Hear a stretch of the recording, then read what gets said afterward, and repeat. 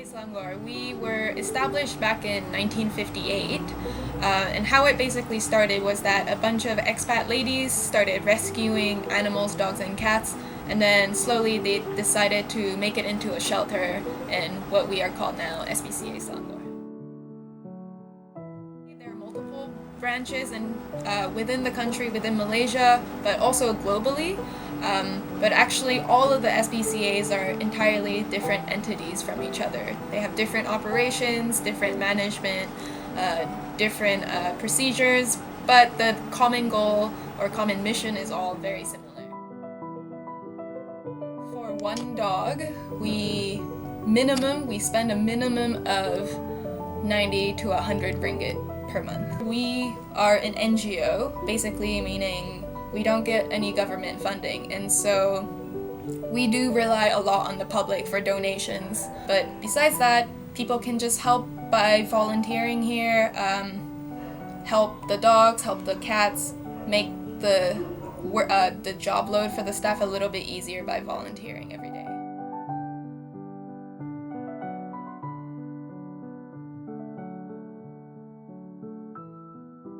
Workers are split between the office as well as the animal side. And I would say maybe right now in total we have around 20 workers. My job is I'm an education officer here at this organization, and what that basically means is that I'm in charge of anything education related, which includes like the volunteer classes that we run, some of the other animal programs that we run, as well as going out to schools or companies to give talks or to conduct talks here. And so just anything in terms of raising awareness is my job.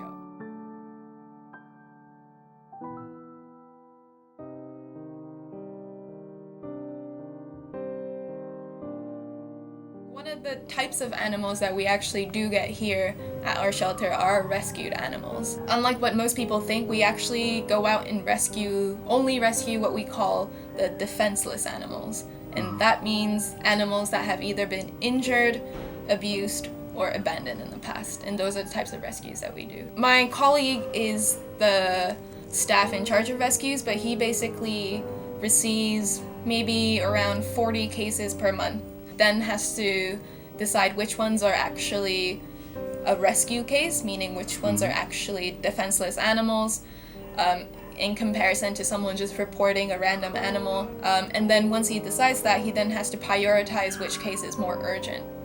A dog that has a broken leg that's just walking around freely but only with a broken leg, versus maybe a dog that has a visible open wound on its neck. That case would be a bit more urgent compared to the one with the broken leg.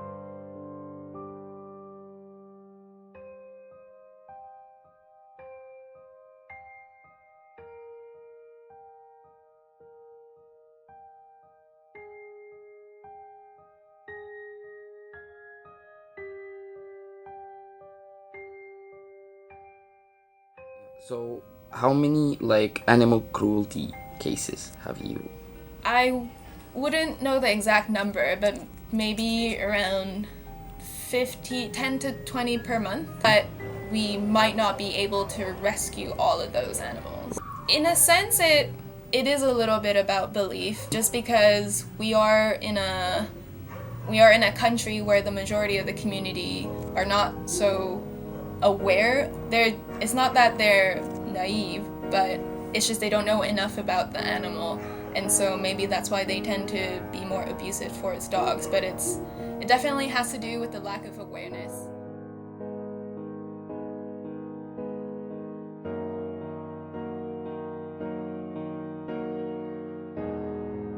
Our whole mission is actually to raise awareness about compassion and kindness towards animals. And so a lot of my classes, it focuses on how to read an animal's body language, how to approach a dog, how to know when a dog is being aggressive versus when a dog is scared. Because a lot of times people get into really dangerous situations with dogs and end up being abusive towards them because they are misreading the situation. Because in all honesty, Most dogs are not aggressive by nature. They will only start to be aggressive if they are provoked.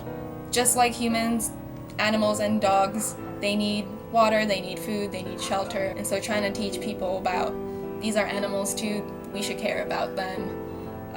But in terms of abuse that happens out of just entertainment, some people are just cruel in nature. That's something we can't really help with.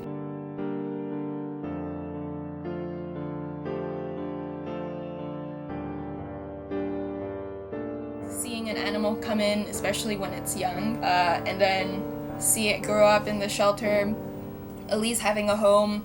And here at SPCA, it's really nice because even with the number of animals that we have, all of the animals get some kind of individual treatment. And so seeing them get the care, the love, the attention, and then the most rewarding will probably be when they do get adopted in the end by a family that really wants them. And it's bittersweet, but it's very nice to see them finally find a home when they started off as nothing.